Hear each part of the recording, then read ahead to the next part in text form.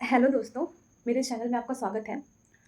आज के वीडियो में मैं आपसे अपनी एक पर्सनल स्टोरी शेयर करूँगी, जो कि मेरा एक बहुत ही ये कह सकते हैं डरावना एक्सपीरियंस है लाइफ़ का। ये वीडियो मैं बनाना तो नहीं चाहती थी, लेकिन मेरी फ़ीड में ना एक ऐसी वीडियो आई जिसमें कुछ लोगों ने ना अपनी एक हॉरर स्टोरी, अपना एक एक्सपीरियंस शेयर कर रखा था। तो ये उसे देखने के बाद ना मुझे भी वो वाक़या याद आया। ठीक है? तो मुझे लगा कि लाओ इस टॉपिक पे वीडियो बनाते हैं, ठीक है? आपसे शेयर करते हैं। वो चीज़ मेरी लाइफ़ की वो जर्नी जो थी वो ऐसी थी कि बचपन से मैं बड़ी डरपोक टाइप की लड़की थी, ठीक है? बहुत ही मुझे छोटी-छोटी चीज़ों से बड़ा डर लगता था, अंधेरे से या फिर हाँ, लेकिन डरावने शोज़ का और मूवीज़ देखने का बड़ा शौक था। ये देखने में मज़ा बहुत आता था, हाँ, लेकिन डरते-डरते, ठीक है? हालत ख़राब रहती थी लेकिन देखते ज़रूर थे। लेकिन ये नहीं सोचा था लाइफ़ में कि कभी ऐसा टाइम आएगा कि ये सब कुछ एक्सपीरियंस करने को मिल जाएगा लाइफ़ में, है ना? तो वो मौका आ गया लाइफ़ में। उसके बाद तो जो बैंड बजी थी ना, मैं बता नहीं सकती हूँ। आज भी याद करती हूँ ना उस टाइम को, तो सच में बहुत अजीब-सा, मतलब ऐसा लगता है यार कि सच में ये हुआ था मेरे साथ। तो शुरू करते हैं अपनी स्टोरी, ठीक है? बात ऐसी है कि 2 स्टोरीज़ मैं आपको बताऊँगी, ठीक है? पहली वाली एक मेरे कॉलेज टाइम की है, ठीक है? और दूसरी स्टोरी तब है जब मैं जॉब में मेरी जॉब लग गई थी, ठीक है? लॉकडाउन टाइम की है। तो पहले मैं आपको कॉलेज वाली स्टोरी बताती हूँ। हुआ ऐसा था कि मैं एक जिस कॉलेज में पढ़ती थी, वहाँ पे हमारा हॉस्टल भी था, ठीक है? कॉलेज के अंदर ही हॉस्टल था। तो हम वहीं रहा करते थे, क्योंकि मेरा घर जो था वो दूर था।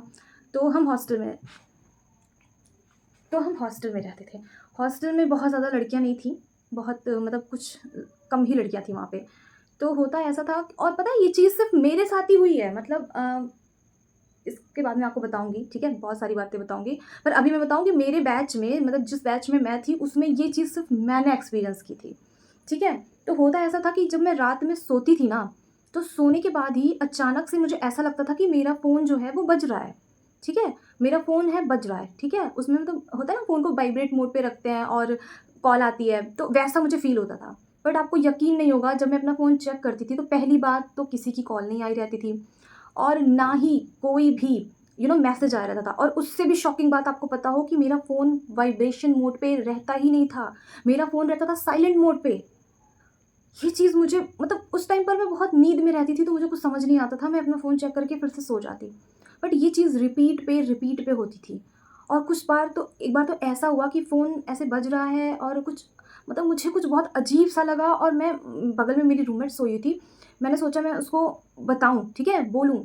लिटरली मेरे मुँह से आवाज़ ही नहीं निकल रही थी, और मैं इतना ज़ोर लगाने की कोशिश कर रही थी कि मैं बोलूँ, बट होता है ना, हाँ, एक आपने सुना होगा कि एक केस होता है स्लीप पैरालिसिस का। ये भी एक केस होता है कि हाँ, हम सोते हैं तो हमें ऐसा कुछ फ़ील होता है कि हम गिर गए हैं, या हमारे मुँह से आवाज़ नहीं निकल रही है, इस तरह की चीज़ें होती हैं।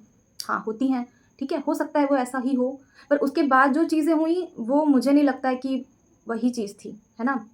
क्योंकि उस चीज़ ने तो मुझे थोड़ा-सा डर बना दिया था मेरे अंदर। पहले मुझे भी यही लग रहा था कि हाँ, हो सकता है कुछ ऐसा ही होगा।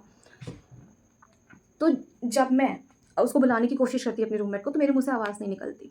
एक दिन मैंने बहुत बुलाया, फिर अचानक से ज़ोर से बोला मैंने, ठीक है? तब जाके मेरे मुँह से आवाज़ निकली थी, है ना? और उसने मुझे सुना, क्या हो गया? बट बात ये है कि कोई बिलीव नहीं करता था, इसलिए मैं किसी से शेयर नहीं करती थी। लोग मज़ाक उड़ाते हैं ना, हँसते हैं, कोई क्यों ही बिलीव करेगा इन चीज़ों पे। उसके बाद एक्चुअली हमारा जो हॉस्टल था, मैं आपको बता दूँ, उस हॉस्टल के जस्ट बगल में ही एक कब्रिस्तान था, ठीक है? तो मेबी हो सकता है इस चीज़ का कोई कनेक्शन हो, लेकिन आप इसके बाद जो मैं बताऊँगी ना, फिर आपको चीज़ें थोड़ी-सी लगेगी कि अरे यार! ऐसा भी है क्या? मतलब बताती हूँ मैं, ठीक है? तो हुआ ऐसा कि 2 हॉस्टल थे, ठीक है? तो एक हॉस्टल बीच में रोड थी, ठीक है? कॉलेज की, दोनों डबल साइड बने हुए थे। तो पहले इस वाले हॉस्टल में जब मैं रहती थी, समझ लो, तो वहाँ मुझे ये चीज़ें एक्सपीरियंस हुई।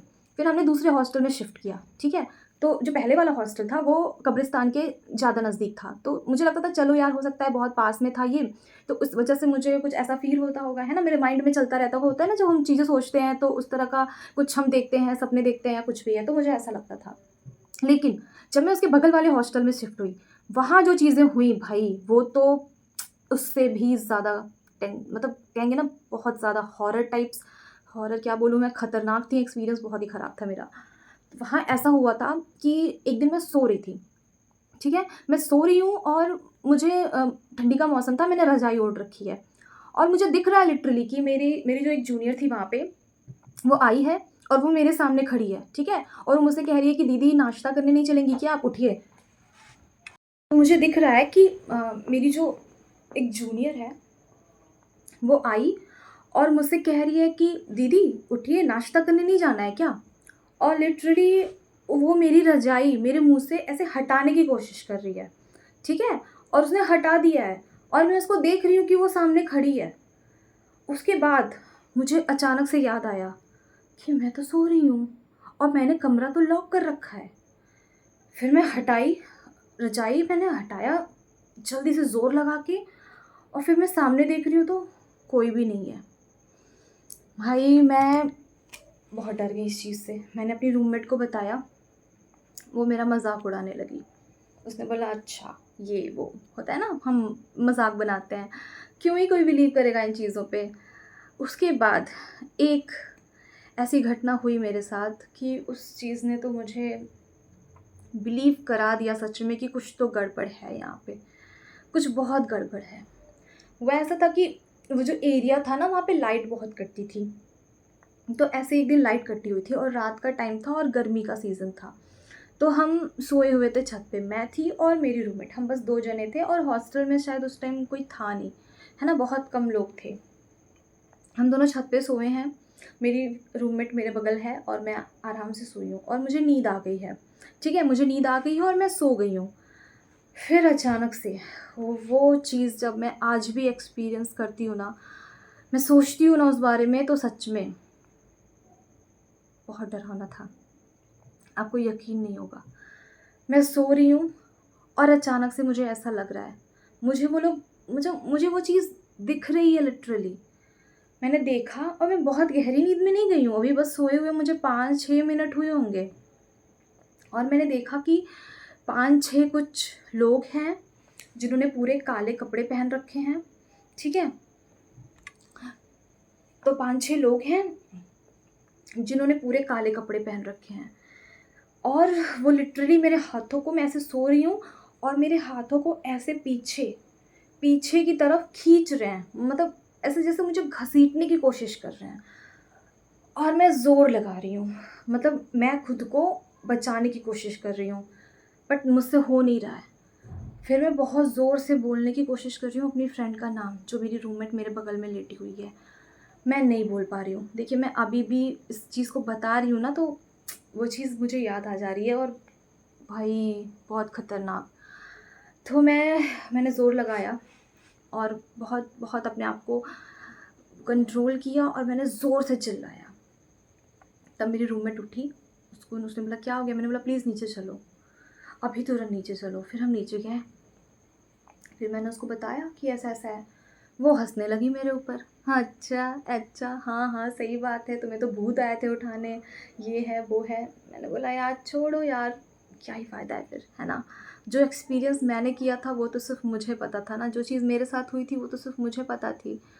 तो मैंने कुछ कहा नहीं। एक्चुअली उस टाइम हमारा जो कॉलेज था वो ऑलमोस्ट ख़त्म होने वाला था, ठीक है? तो फिर ख़त्म हुआ हमारा कॉलेज, हम अपने-अपने घर गए। कुछ टाइम बाद एक दिन मेरी फ्रेंड का मुझे कॉल आता है।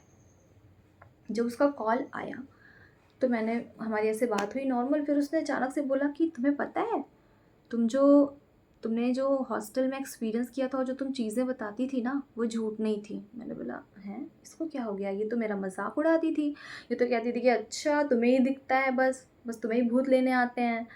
तो मैंने पूछा अच्छा तुम्हें कैसे पता? तो उसने बताया कि उसको किसी उसकी फ्रेंड ने बताया कि उस हॉस्टल में हमसे पहले भी जो सीनियर्स रह चुके थे उनमें से भी, ठीक है, उनमें से भी कई लोगों ने कुछ अजीब सा एक्सपीरियंस किया था, ठीक है। क्या क्या किया था ये तो मैं आपको नहीं बता सकती, है ना, मुझे अभी कुछ खास याद नहीं आ रहा है, लेकिन उन्होंने किया था। और उसने जो एक चीज़ बताई वो बहुत ही डेंजरस थी। उसने बताया कि वो जो जिस ज़मीन पे हमारा वो पूरा कॉलेज बना हुआ था वो किसी किसान की थी, ठीक है, और वो शायद उस ज़मीन को देना नहीं चाहता था, पर उससे उन लोगों ने ज़बरदस्ती वो ज़मीन खरीदी जिनको वो कॉलेज बनाना था। और शायद वो जो किसान था उसने शायद सुसाइड कर लिया था, है ना? तो ऐसा माना जाता है कि उसकी जो जो भी होगी आत्मा या कुछ भी एनर्जी, वो अभी वहीं आस-पास कहीं है ना? ऐसा लोग मानते थे वहाँ के, कुछ लोगों का ऐसा कहना था वहाँ। और ये चीज़ पता है बताई किसने थी? ये चीज़ हमारे हॉस्टल में एक हमारे अंकल थे, ठीक है? जो वहाँ का काम वग़ैरह देखते थे। उन्होंने ये बात बताई थी मेरी फ्रेंड की फ्रेंड को, और उसने बताया मेरी फ्रेंड को, फिर उसने मुझे ये चीज़ कन्वे की। और वो अंकल कोई ऐसे-वैसे अंकल नहीं थे कि हाँ, ऐसे ही होते हैं ना, मतलब झूठी कहानियाँ सुनाने वाले, काफ़ी सीरियस मैच्योर टाइप के अंकल थे वो।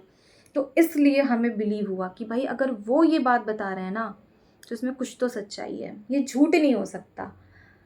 बस फिर तो मुझे लगा बाप रे! मतलब सच में, क्या मैंने सच में कुछ ऐसा फ़ील किया था जो अजीब था, और एक एक तरह से देखूँ तो सच था।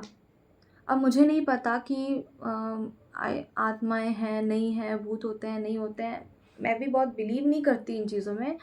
बट हाँ, मैं इतना तो मान गई कि कुछ एनर्जीज़ तो होती हैं।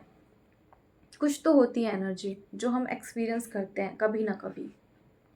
आप लोगों के साथ भी कभी कुछ ऐसा हुआ होगा, आई थिंक। सबके साथ ही होता है आई थिंक, मुझे लगता है कोई ऐसी स्टोरी आपके पास भी ज़रूर होगी। तो ये थी मेरी पहली स्टोरी, ठीक है? अब अपनी दूसरी स्टोरी, वो छोटी-सी ही है, बहुत बड़ी-सी नहीं है, लेकिन सबसे ज़्यादा डेंजरस है।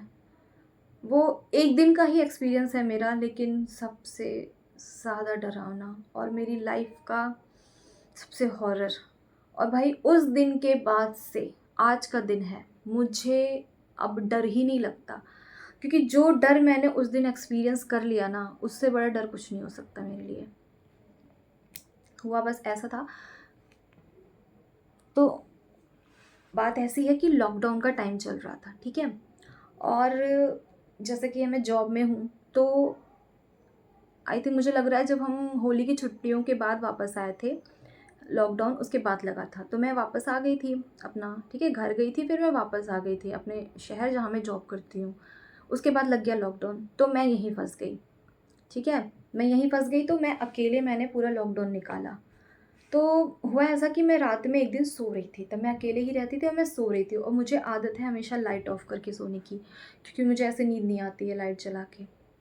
मैं सो रही हूँ आराम से। सोते-सोते मुझे ऐसा लगा कि सबसे पहले तो मुझे लगा कि जैसे किसी ने तकिए से ऐसे मेरा मुँह जो है वो दबाने की कोशिश कर रहा है ना? ऐसे, और मैं साँस नहीं ले पा रही हूँ, बिल्कुल भी नहीं ले पा रही हूँ। उसके बाद किसी तरह मैंने ज़ोर लगा के अपने आप को उठाया, और जैसे ही भाई मैं उठ के खड़ी हो रही हूँ, आप बिलीव नहीं करेंगे, लिटरली आप बिलीव नहीं करेंगे, जैसे ही मैं उठ के खड़ी हो रही हूँ, मुझे ऐसा लगा जैसे मेरे शरीर से जो मेरी आत्मा है ना, मतलब मुझे तो ऐसा ही फ़ील हुआ था उस टाइम पे कि वो जैसे बाहर निकलना चाह रही हो, जैसे मेरे शरीर से मेरे प्राण बाहर जाना चाह रहे हों। और उस वक़्त जो मैंने हिम्मत दिखाई थी, आई थिंक वो मैं भूल नहीं सकती हूँ। मैं किसी तरह अपने बिस्तर से उठ के किसी तरह चलते-चलते जल्दी से जाके मैंने लाइट ऑन की। उसके बाद मैंने हनुमान चालीसा चलाया, ठीक है? फ़ोन में अपने। उस रात भर मैं नहीं सोई। मैं सो ही नहीं पाई, आई थिंक कोई नहीं सो पाएगा। मैं पूरी रात नहीं सोई, पूरी रात मैंने हनुमान चालीसा सुनी, पढ़ी और लाइट ऑन ही रखी। लेकिन सही बताऊँ, हम जो कहते हैं ना हनुमान चालीसा, लिटरली सबसे बड़ा गेम चेंजर रहा मेरी लाइफ़ का। वाक़ई हनुमान चालीसा की ताकत ना उसको पढ़ने के बाद ही समझ में आती है। वो दिन के बाद से कभी भी मुझे आज तक कुछ भी ऐसा एक्सपीरियंस नहीं हुआ, कुछ भी नहीं, लिटरली 1% भी नहीं हुआ आज तक। उस दिन के बाद जब मैंने हनुमान चालीसा पढ़ी, पूरी रात मैं जगी रही, मैंने सुनी हनुमान चालीसा, फिर भी मैं उसी रूम में रही अगले दिन से। ऐसा नहीं है कि मैं फिर घर चली गई हूँ या फिर कुछ ऐसा मेरे साथ कुछ और हुआ हो, नहीं हुआ, लिटरली नहीं हुआ। मैंने हनुमान चालीसा उसके बाद से कंटिन्यू रखी कई दिनों तक। मैं रात को रोज़ सोने से पहले हनुमान चालीसा पढ़ती और ऑन करके रखती फ़ोन में अपने, वो बजती रहती और मैं सो जाती थी रिपीट पे। तो मानना पड़ेगा हनुमान चालीसा सच में हेल्पफुल है। और बस मैं यही कहूँगी कि अगर आपको लाइफ में ना कभी भी कुछ ऐसा एक्सपीरियंस हो ना जो बहुत ही ऐसा लगे कि हाँ कुछ अलग टाइप का लग रहा है, या कुछ ऐसा है ना मतलब आपको लग रहा हो कि कुछ ऐसी एनर्जी आपको फील हो रही हो, है ना, या कोई भी चीज़ का डर लग रहा हो, लिटरली आप हनुमान चालीसा ज़रूर पढ़ना। उसके बाद आप देखना, आई थिंक आपको डेली पढ़ना चाहिए, है ना। अगर आप डरपोक टाइप के इंसान हो ना, मेरे टाइप के, तो आपको पढ़ना चाहिए। उसके बाद मुझे लगता नहीं है कि कभी भी आपको ऐसा कुछ फ़ील होगा। मुझे तो नहीं हुआ उसके बाद से, सच में थैंक गॉड। ठीक है, तो ये थी मेरी स्टोरी, ठीक है, मेरी रियल लाइफ एक्सपीरियंस। आपको कैसे लगी कमेंट में ज़रूर बताइएगा, ठीक है। और वीडियो पसंद आएगी तो उसको लाइक भी करिएगा। और हाँ, अगर आपके पास भी ऐसी कोई स्टोरी है तो प्लीज़ मुझसे शेयर करिए। आप कमेंट बॉक्स में शेयर कर सकते हैं, ओके। मैं आपको रिप्लाई ज़रूर करूँगी। तो ठीक है, फिर मिलते हैं अगली वीडियो में। Thank you so much.